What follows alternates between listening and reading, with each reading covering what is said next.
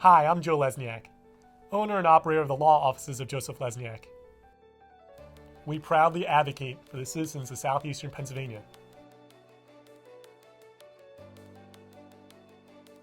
If you've been accused of driving under the influence or a drug-related charge, it's important you contact an attorney immediately. And here's why. Number one, you have constitutional rights that need to be protected. Two, there are collateral issues that most people don't think about, including professional licensure, education, and family issues.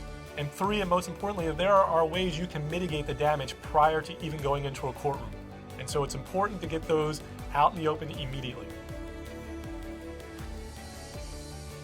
As a DUI lawyer, I understand that driving under the influence spans socioeconomic statuses as well as educational statuses. I've represented many individuals accused of driving under the influence, and all of us have been there on a Friday night, out with friends at the bar down the street. You're figuring you didn't have too many drinks, maybe a beer or a wine, and you only live a couple blocks away, so you're thinking, I can get home, no problem. And you get into your car and behind the wheel, and you start driving off, and you miss that stoplight, you go a little too fast, or you get into an accident. And then all of a sudden in the rearview mirror, you see those red lights and that siren, and you think, oh my God, my life is over. Your life is not over. There is life beyond the driving under the influence charge, I promise you.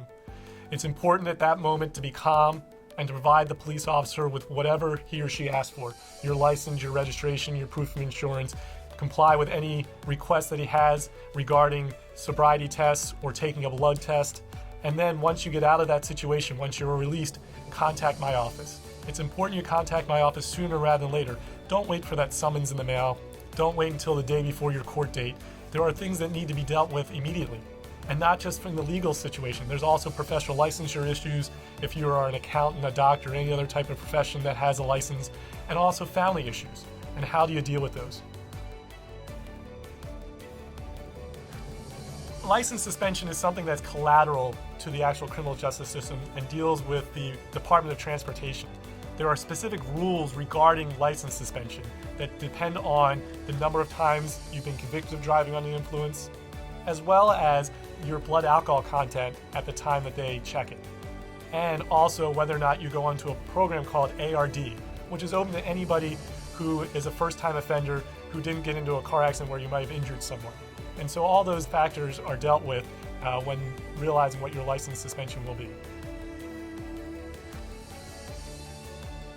A work exemption license is possible depending on the grading of your driving under the influence charge, as well as how long your suspension is. If your suspension is so short, PennDOT or the Department of Transportation will not allow you to get an occupational license. But if you have a longer suspension and your crime is one of the lesser blood alcohol contents, then yes, you might be eligible for what they call an occupational limited license.